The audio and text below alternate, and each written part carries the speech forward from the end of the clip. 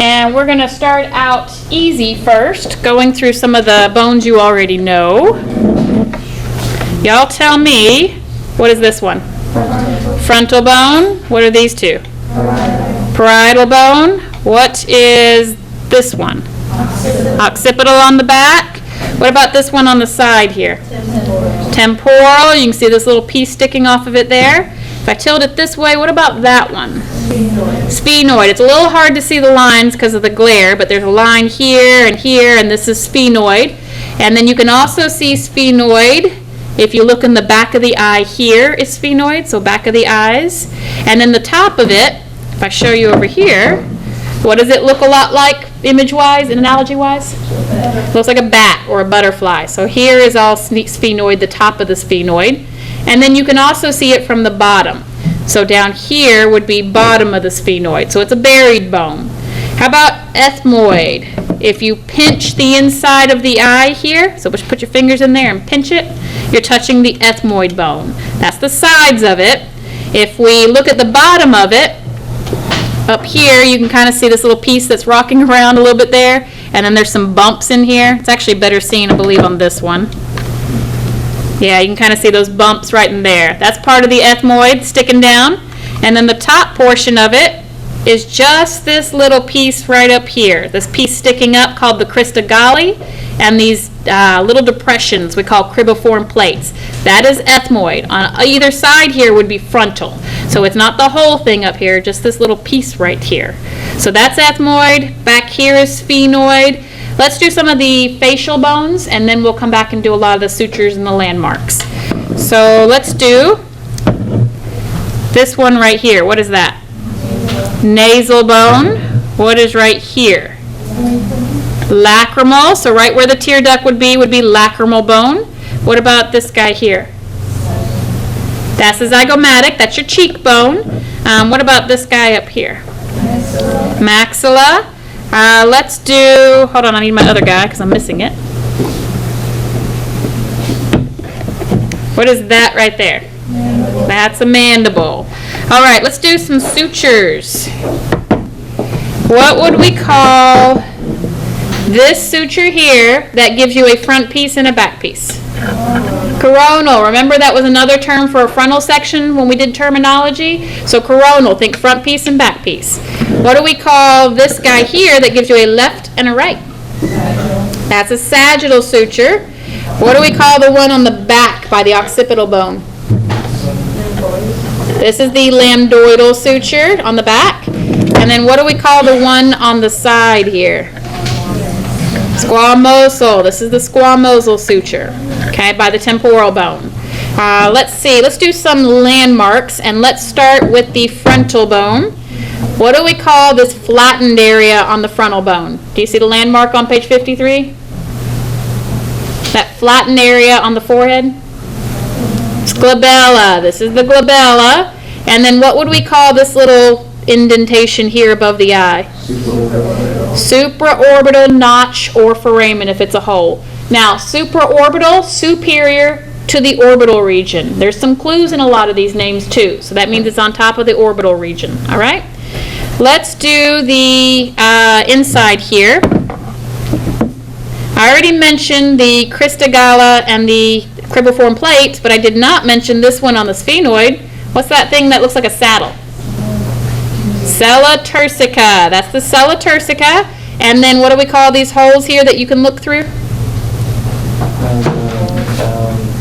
Optic canal. This is the optic canal. And if I stick this way, you can kind of see, and if I wiggle it, you can see where it's coming through in the eye socket. That's where your optic nerve would be coming through. The other thing you'll notice in the eye socket, besides that optic canal, are these optic fissures. These are the large grooves. All right through here is the optic fissure. Okay, let's do the fun holes. Let's do, here, I'm going to use this guy. Well, let me use this guy. We'll just turn it this way. I'm going to try to turn it so you can see it. There we go. What's that big one right there? Jugular foramen. What's this one right here above it? Carotid canal. And if I turn this around, what do we call, again, this big one? Jugular from the inside. What do we call this one? This is that internal acoustic meatus. This is the inside of the ear canal. And then the carotid canal comes out up here because it comes at a different angle. This particular one doesn't quite have an opening, so I can't stick it in there. But the carotid canal comes out here. This is the internal acoustic meatus, and this is the jugular foramen. The external external auditory meatus, the outside ear canal, is right here. And then you can kind of see how it's going across here to make your ear canal. Let's see what else I need to show you. Let's do the temporal bone ones here. Let me get a mandible so I can show you that better. The mandibular fossa is this groove right here in the bone. Fossa means groove, right? So the mandibular condyle then is the piece that is sticking into it. So condyle is a projection sticking out. Fossa is a groove. There's also the zygomatic arch and the zygomatic process. This piece right here is the zygomatic process coming off the temporal bone.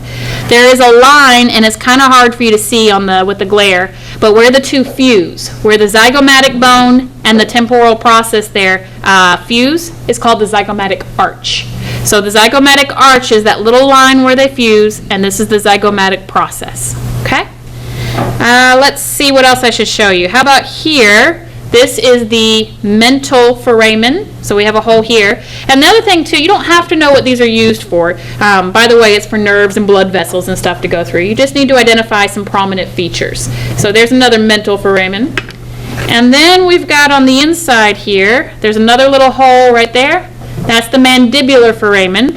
And here's the other mandibular foramen. There's a few other on the occipital bone that we haven't gone through. Let me show you. Remember, this whole back region here is occipital. And so here are some projections. We call those the occipital condyles. Guess what they're sitting on? What's your skull sitting on? Your spine. So the spinal column that we're going to look at next week. Those two occipital condyles are meeting up with that first vertebra. And then what's this big hole called? You remember that from the video? Foramen magnum. Magnum means big hole. What's coming through that hole? Spinal cord. So the spinal cord's coming through here. And then we've got this big bump on the back here. This is called the superior nuchal line. Feel it on the back of your head. Feel that big ridge back there. Prominent line called the superior nuchal line. And then I got two more, and I think I got them all after that. This here is the mastoid process. You can feel it right behind your ear. Big bony prominence behind your ear. And then the one you can't feel, that is slender and pointy, is called a styloid process. Let's see, what have I not covered? We did not do the underside of the mouth, right? Did we say what the front of the roof of the mouth was? What bone is that? What is it? Maxilla, that's the maxilla. What is this one towards the back here? Palatine. And what is this one that divides the nasal cavity? That's the vomer right there. All right, look on your list on page 53. Was there something I didn't go over? No? Then there's one more thing we need to look at, and that is the fontanels, the baby soft spots. Your sutures are not originally sutures. I went over this in the video, but it was at the end of the video, so if you were sleeping by the end of my video, go watch the end of the video for these fontanels, because you do need to identify the anterior fontanelle. That's the big baby soft spot that you have to be careful of with newborns. See how it's not very protected? It's very thin because you don't have your sutures in place yet. You have to identify the anterior fontanelle. Towards the back is what we call the occipital or posterior fontanelle. It's in the back. You have the sphenoid fontanelle right there by that sphenoid bone. And you have the mastoid fontanelle right by that mastoid process. And so those are the four fontanelles that we're going to identify as well. All right, let me turn this off.